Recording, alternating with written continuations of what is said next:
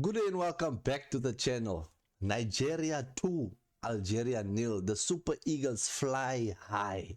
Super Eagles fly high with a very, how should I say, what's the word that I can use now?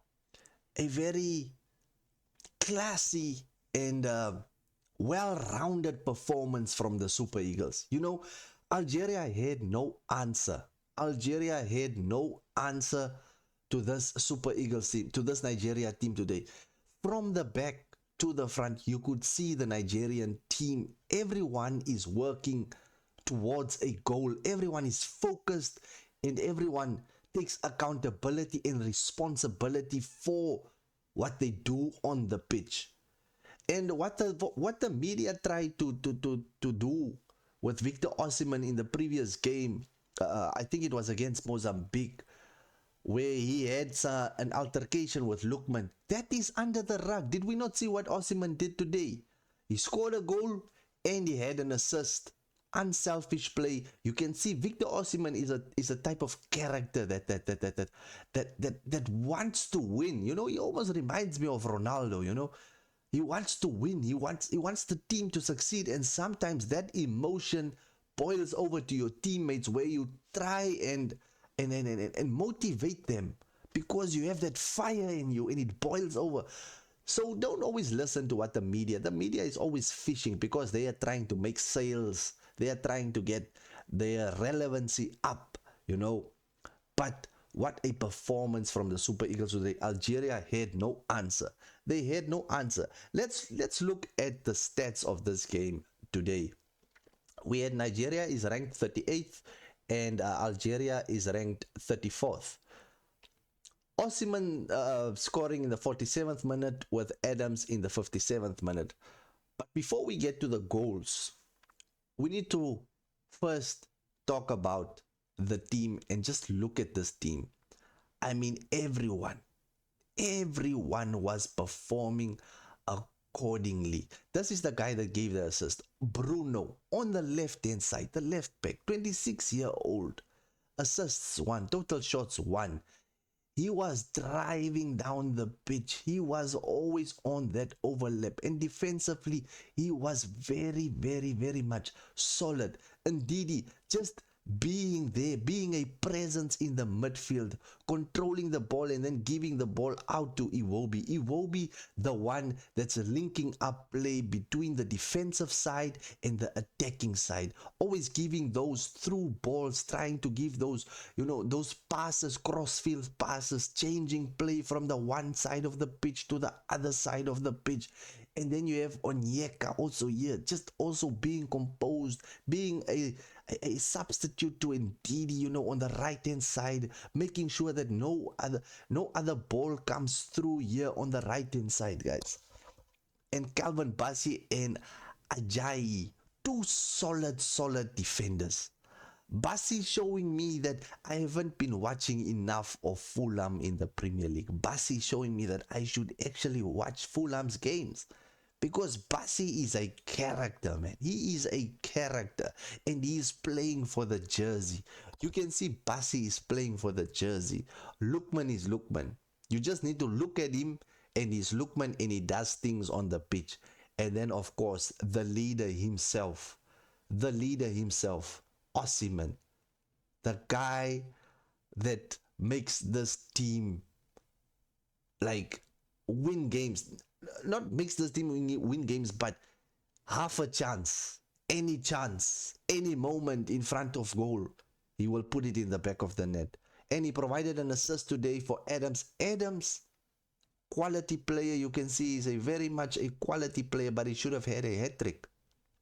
I don't know why and how Adams did not score a hat-trick today. That chance that he had early in the game when he was 1v1 versus the goalie and he put the ball over the crossbar, that should have been a goal. And then the header in the second half, where Osimhen once again did not give up on a loose ball, on a loose touch. He crossed the ball and Adams hit the poster upright with his head.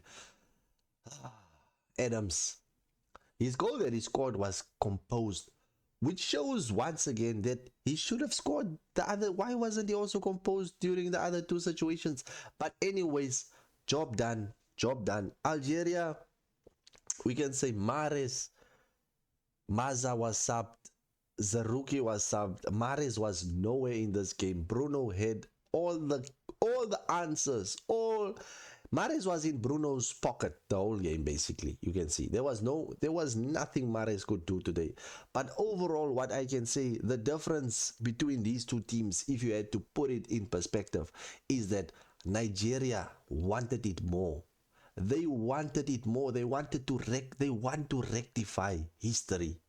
The fact that we lost in 2024 against Ivory Coast in the final. The Nigerian team is hungry. They are hungry. Algeria looked like a team that was surprised that didn't show up. They didn't show any physicality. Maybe in the latter stages of the game when it was 2-0, you could see Algeria trying after the substitutions, trying to make link up some play, create some plays, but to no avail. The Nigerians had all the physicality, had all the presence, had everything in that game, the hunger, the drive, the discipline at the end of the day. And one thing I wanted to mention before we discuss the goals, like the referee, why is he prolonging the game when it's 6 minutes? That's already, I understand you can make it 97 if you are stretching it, but look at what happened in the end. What happened in the end is the fact that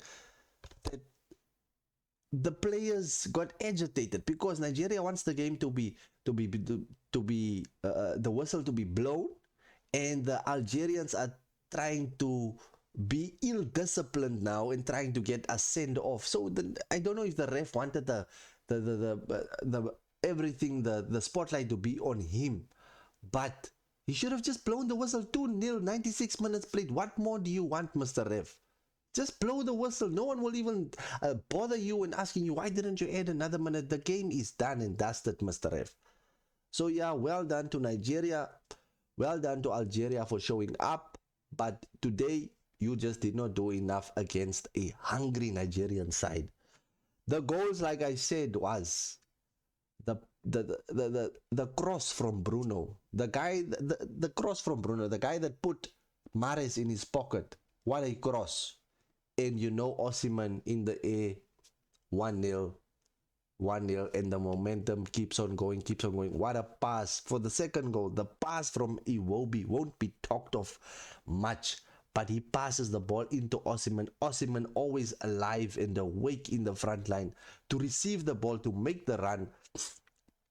He gets the ball. No one expects him to pass the ball to Adams, and he just turns around and passes it to Adams. Adams, cool, calm, collected, goes around the goalie, walks the ball into the back of the net. 2-0, and you can say game, set, and match for Nigeria, as Algeria had no answer today. Next is none other than Morocco on the 14th of this month, 14th of January. We are facing Morocco, and I think that will be definitely a match of this tournament, a highly anticipated match. That match actually has a personal aspect to me because my girlfriend, my fiance, she supports Morocco, so it's going to be a feisty affair in my household. But guys, without further ado, please leave a like, subscribe to the channel if you have enjoyed the review, and I will see you in the next upload. Come on, Nigeria, let's go.